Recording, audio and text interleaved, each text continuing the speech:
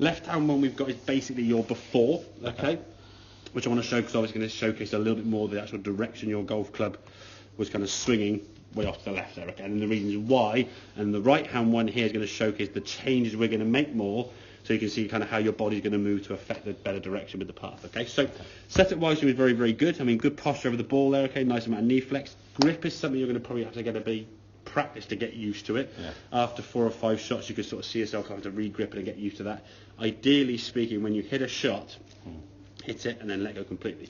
Every time, you should basically, if you hit 100 golf balls in a day, there should be 100 re-grips a day. Not just, oh, that was a good shot, I daren't move the hands, I just try and stretch the next ball in, and then can't move, and you get tighter and tighter and tighter. I could feel myself as I was like getting towards the end, I'm like, I'm ripping. Exactly, please go back there. And that's that kind of trying too hard, but you can't try too hard, but yeah, just gripping on for dear life, okay?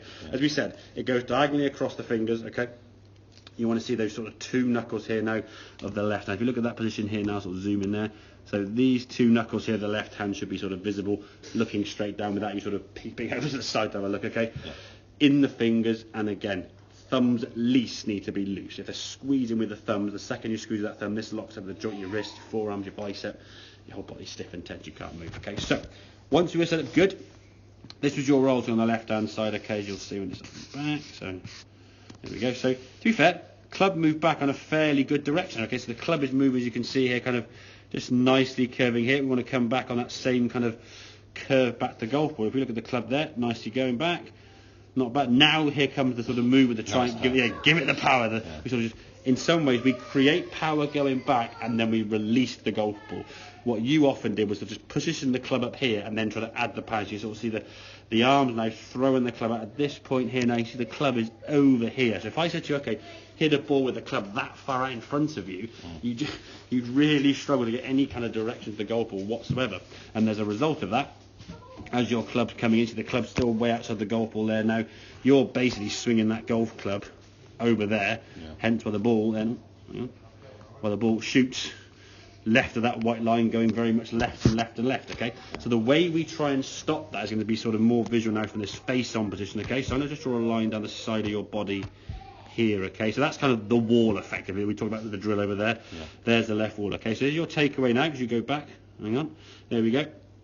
As you start coming down, you see your hip now moving into that blue line. Now, if we just watch this foot gets a little bit kind of a bit active to try and move a bit. So you get back here. There, she's trying to get that foot, like, come on, I got to move it. This is going to actually move first and foremost this way and that way, and then you rolls up. People see their golfers with their right from their toe, and then they're so conscious about trying to move that right foot, the knee, then so it sort of goes up there, up, and then it tries to then come, and it sort of more pivots around its toe rather than actually rolling the ankle, okay? So that's going to be, again, just a bit of practice with that, okay? But in terms of the body movement and the drill we're going to practice, okay? Go back to start the drill you did here, okay? So swing to there, move. Arms drop, move. Now if you're doing a swing like this slowly, you then try to put the power on quite quickly. See, watch the blur of the shaft now as you come hit the golf ball. You try to put power on from basically about here, and you're going to miss the golf ball, okay? Because I think you were set to the golf ball with that one to start, weren't you? To start there. Yeah, so you were set to hit the golf ball. Again, nice backswing. There's no real blur. That club is dropping the club down here now, nice and slow, and then to try and get some, and then that sort of speed increase at the last second is going to cause the muscles to flinch, and that's why you went exactly. Yeah. So then this is the better movement, obviously. Okay. So as you went back there, moving down, it's that left, that right. There's the right knee again, just sort of a bit prematurely trying to move as a result of the toes coming up. And when you do that, obviously, if your right foot's doing that movement there, you can't roll the ankle. There's no way you can roll your toes. You damage your blooming shins and your ankles completely, okay? So getting that movement with the left hip was going to help, okay? Moving this way, good strike of the golf ball there, as we can see, as you come into impact, and then through. So again, nice follow through. At least that movement there now looks a little bit more resemblance of a golf swing, where that one's very flat-footed, flicking behind your body. Not really much success with that one. Then again, we saw 100 yards. Reasonable shot. I mean, with that one now we get to about 150 would be a goal long term. We've gone from 75 to 107, 108. So we're moving in that direction. Again, this, if you look at, I don't know if you watch any golf on TV, that's not a full backswing by any stretch of the imagination. So if we can go back a little bit further, we'll start creating more power just in a longer backswing. But to start with, we're comfortable here. It's a length we can kind of deal with, and we're comfortable hitting the ball that far, okay? And then we can move the move. So I just practice that hip movement. whether it's up against the wall, brushing your teeth. Back here, arms fall down as the hips move to target, so the hips are moving. Hips moving towards the wall. Once they move towards the wall and the arms fall, then we sort of rotate and the hands come around with it. Okay, so down and lateral with the club and the hips, and then the turning of torso, hips and the club then come back round to the golf, which then basically gives it the smack at the backside to send it this way. Yeah, exactly. Yeah. Okay. Does that kind of make sense on you? Yeah. Seems to work on. Okay, so I'd work on those drills if you can do.